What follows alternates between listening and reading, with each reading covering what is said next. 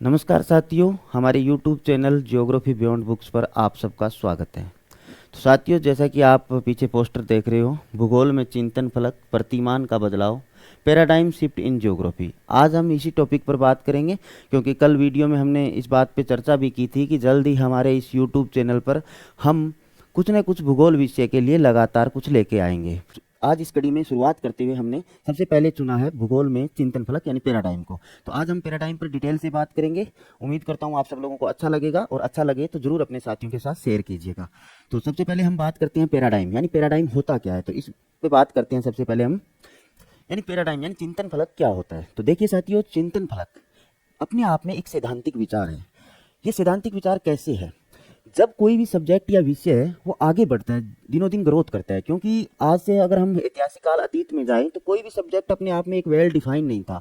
और जब जब धीरे धीरे सब्जेक्ट है वो अपने आप में एक विशिष्ट रूप में आते गए, तो उनकी अपनी एक अलग धारा थी आगे बढ़ने की। वो धारा, वो एक सैद्धांतिक विचार जिसके अंदर अपना विषय, अपना सब्जेक्ट है, चाहे वो कोई सब्जेक्ट हो, भूगोल ही नहीं, चाहे राजनीति विज्ञान हो, चाहे इतिहास हो, उनके सबके अपने अपने दौर में कोई ना कोई एक विचार, सैद्धांतिक विचार रहा होता है, एक पैराडाइम यानी चिंतन फलक रहा होता है।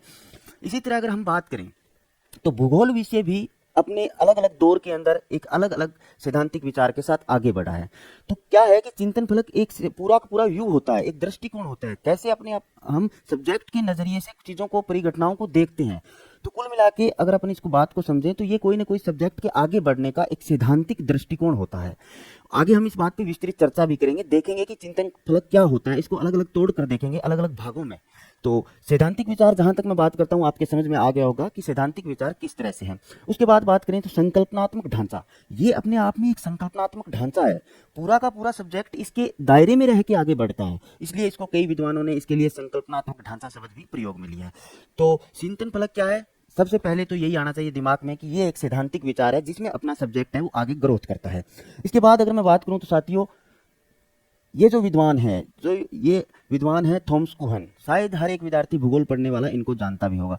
भूगोल ही क्यों, अन्य सब्जेक्ट के विद्यार्थी भी है इनसे परिचित होंगे, क्योंकि थॉमस कुहन अपने आप में एक नाम था जिन्होंने पैराडाइम्स जो चिंतन फलक है उन पे एक विस्तृत चर्चा की थी।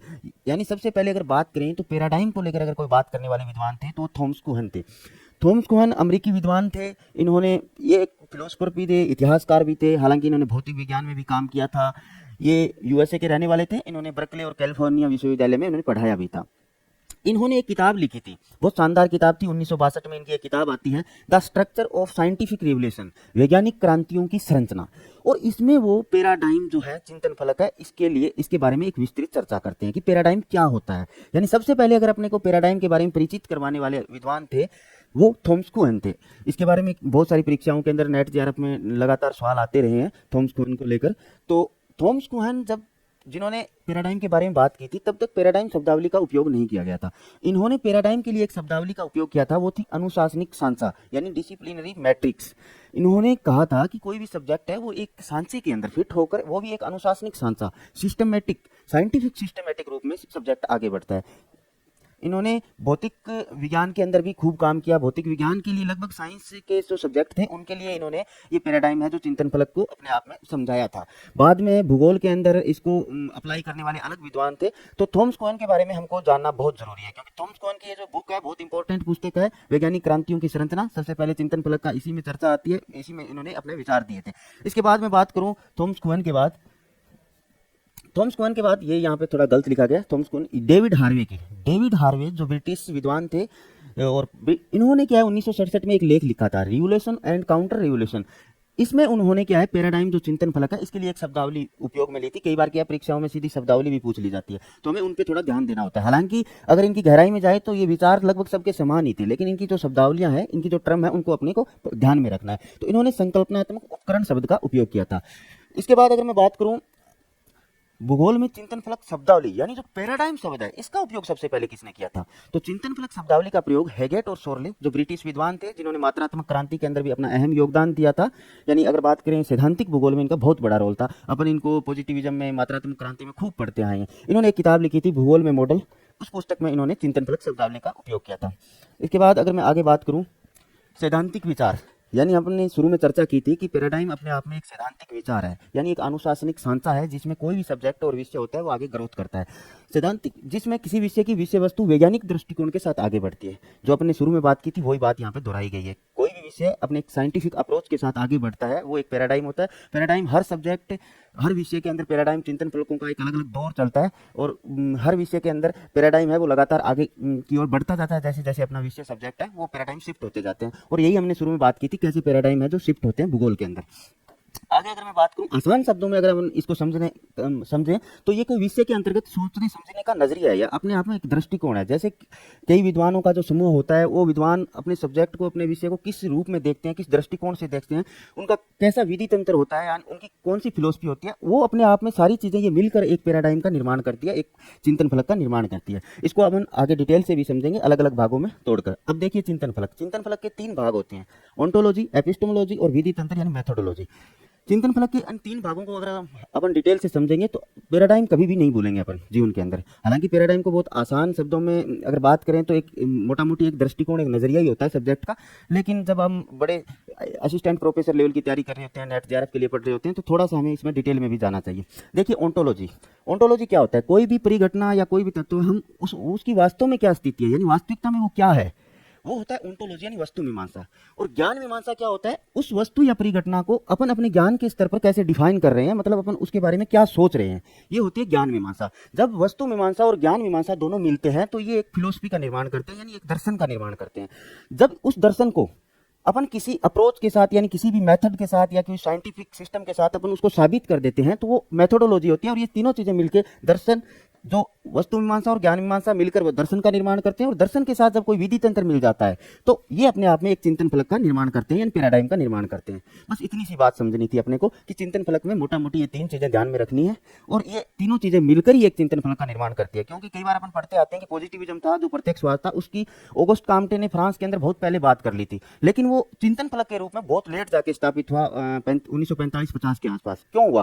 क्योंकि दर्शन तो उन्होंने दे दिया था, लेकिन उसके साथ एक मजबूत विधि तंत्र नहीं था।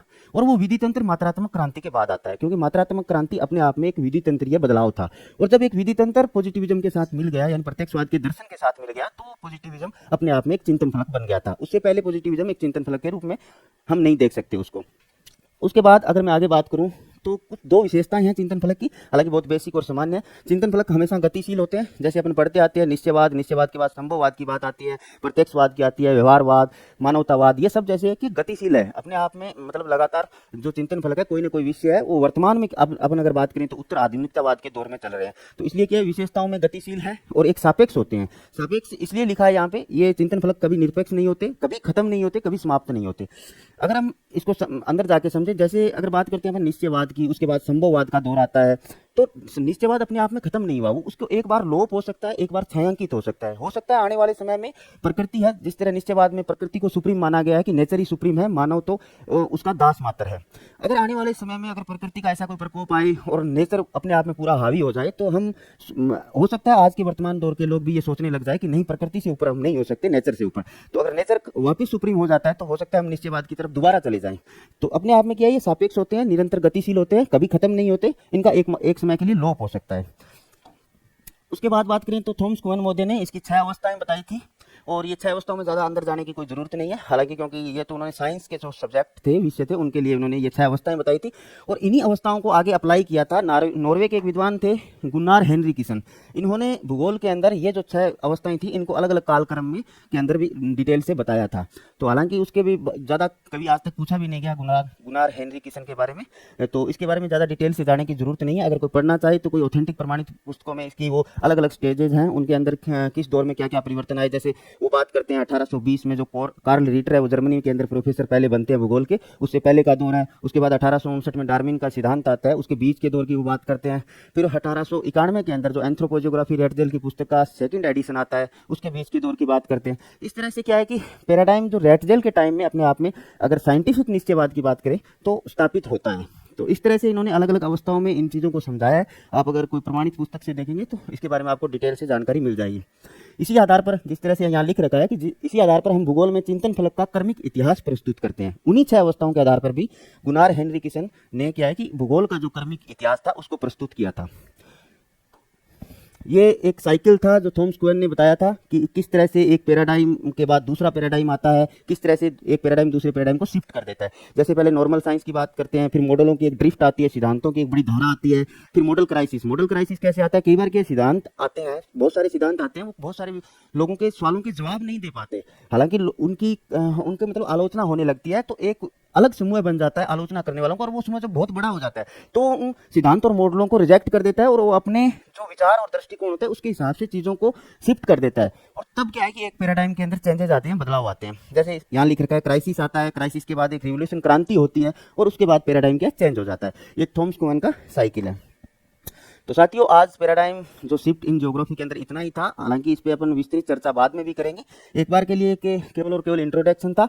तो हमारे साथ जुड़े रहिएगा, और ये हमारा चैनल है ज्योग्राफी बियॉन्ड बुक्स नाम से, और इसको फॉलो भी कर लीजिएगा। और ये हमारा टेलीग्राम चैनल भी है ज्योग्राफी बियॉन्ड बुक्स नाम से, इस पर भी आप जुड़ सकते हैं हमारे साथ। तो आज के लिए सिर्फ इतना ही। धन्यवाद साथियों।